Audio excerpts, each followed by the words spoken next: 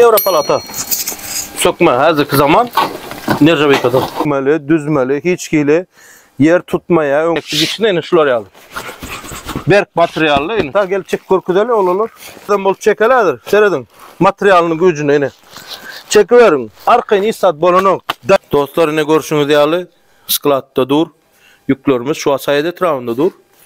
Aslında bunlar Aşgabat'tan geliyor dostlar. Sen men de özümde üyümde yerim bolman son Aşgabat'tan getiriyen eğer zakat edecek bolsanız 2-3 gün önceden ökman zakat edinler. İň çal tiz pul kazanıp bolan bizneslerden biri palata biznesi dostlar. Hazır hasam güçlönüp bar ya Türkmenistan boyunca. Dostlar yine qarang, Euro palata gerek diýerleriniz bar bolsa, yine Nerjaveka materialdan florialı, sökmeli, düzmeli, hiçkili yer tutmaya. Bunu ne görürsünüz değerli? Florial berk mata gel çek korkudeli olur. Seyredin. Materyalının gücünü yine. Çekiverin. Arkayın istat bolunu dayanıklı materyal ören güçlü. Biz zakaz oyuncu edeceğiz. Kime gerek olsa haberleşin.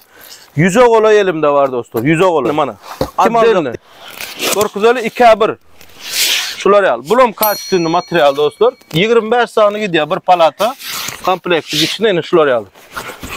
Berk materyallı yine Florial. Dedik planınız kulon kodu dikseniz ömrü hasım uzoya.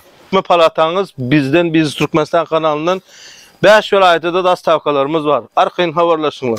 Ama şu an yüklerimizim Köytündağ etrafına dağıtmanı çıkacağız. Hazır polunu dolduran sonra video abzor ederiz. Mara 2,5 milyon yani günlük ödünün şunun bırakada veriyorlar dostlar. Ve ödünüzüm hasağınız dedi görayın. Bir ay 1,5 ay öz polunu üzüyor.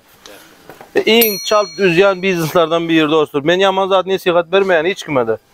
Optum näçe gerek diýseňizler bar elimde. Aşgabatdan geldik üçin öňünden habar berýäňiz. Kän yerim ýok şoň üçin dostlar.